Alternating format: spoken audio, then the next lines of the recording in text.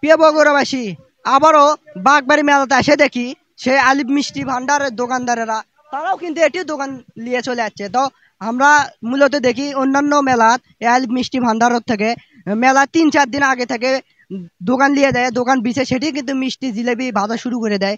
তো এই মেলাতে এত দেরি করে আসার কারণ কি, এই দোকানদারের কাছ থেকে একটু জানবো। আসসালামু আলাইকুম। ওয়ালাইকুম সালাম। কেমন আছে? ইনশাল্লাহ ভালোই আছি। তা মূলত প্রত্যেক মেলার দেখে আপনারা দোকান মেলা 2-3 দিন আগে থেকে নিয়ে যান, সেটি মিষ্টি বানান শুরু করেন। তো এই মেলাতে এত দেরি করে দোকান দিয়ে আসার কারণ কি? মেলা লিয়ে সব ঝামেলার জন্য আজকে আমাদের দেরি হয়ে গেল, কেবল না পারে দোকান ঠিক হলে পারে তারপরে দোকান বিজনেস শুরু করছে আস্তে আস্তে। তো এই মেলা কি রকম মিষ্টি, কি রকম অন্যান্য জিনিস সেল যায়? ভালো, মোটামুটি খুব ভালো যায়। এখন আজকে একটা নতুন জায়গার মেলা হলে তো হয়তো আরো ভালো হতে পারে। মানে প্রত্যেক বছর এক সিপের মধ্যে লাগিচ্ছিল, এবার ফাঁকা। একবারে ফাঁকাত বাগবাড়ি শহীদ জিয়া কলেজে একবারে।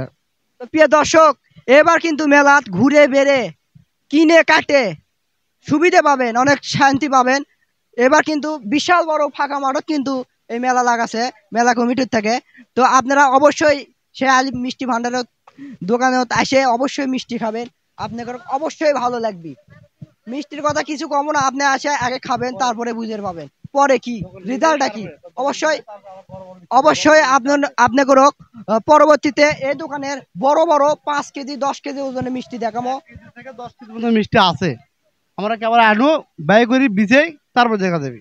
তো প্রিয় দর্শক, অবশ্যই সেই মিষ্টি দেখার জন্য আপনারা অবশ্যই আমাকে পেজটি ফলো দেবেন এবং ইউটিউব চ্যানেলটি সাবস্ক্রাইব করবেন। সবাইকে ধন্যবাদ।